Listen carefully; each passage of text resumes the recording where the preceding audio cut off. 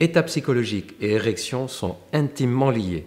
C'est même l'une des premières questions qu'on se pose ou qu'on nous pose quand on a des problèmes d'érection.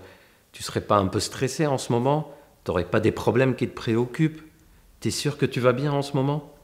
Mais pourquoi est-ce si important? Et comment ces facteurs psychologiques peuvent gêner l'érection?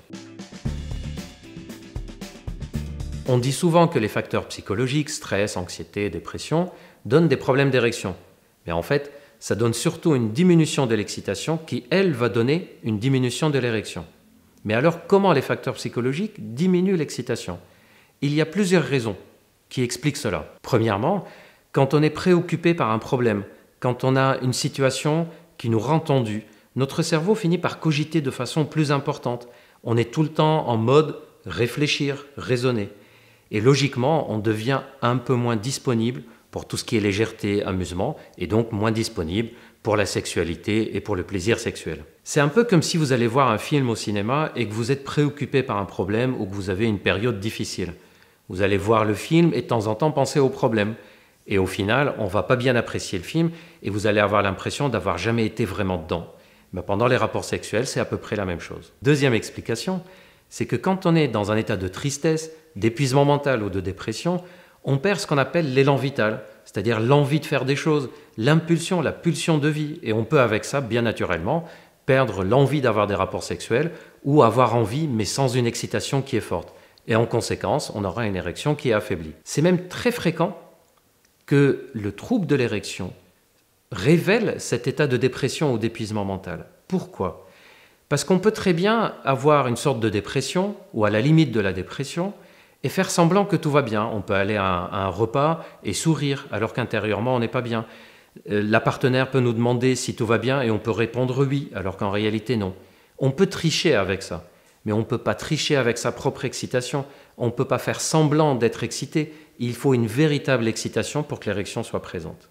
C'est pour ça que les problèmes d'érection peuvent régulièrement révéler un véritable état de dépression qui n'était pas visible jusque-là. En plus des réactions psychologiques dont on vient de parler, l'état de stress, d'anxiété, de dépression peut provoquer des réactions physiques dans notre corps. Par exemple, ça peut provoquer des changements dans les sécrétions dans notre cerveau, ce qu'on appelle les neurotransmetteurs, comme la sérotonine, la dopamine, l'ocytocine.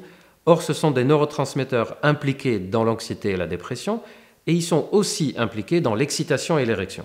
Il y a aussi cet état de tension, de stress, qui lui va provoquer plutôt des sécrétions de type adrénaline, c'est-à-dire un état de contraction. Et si les muscles qui entourent les artères se contractent, le sang circule moins bien, et donc l'état d'anxiété et de dépression peut provoquer des changements physiques dans notre cerveau, mais peut aussi diminuer la circulation sanguine dans le pénis. Bien sûr, nous ne sommes pas tous égaux face au stress. Il y a certaines personnes qui risquent de développer des problèmes sexuels ou des problèmes d'érection dès la moindre période d'anxiété.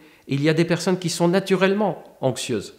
Et il y a des personnes qui peuvent résister plus longtemps et il leur faut une accumulation de stress pour que ça craque. Il y a même certains hommes qui ont une sexualité qui augmente pendant le stress. Ben oui, avoir des rapports sexuels et des orgasmes, ça a un effet anxiolytique chez certains.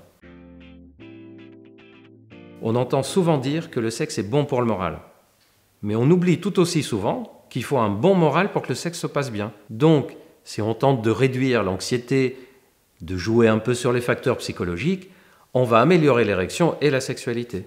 Et si la sexualité est améliorée, ça va en contrepartie améliorer le bien-être.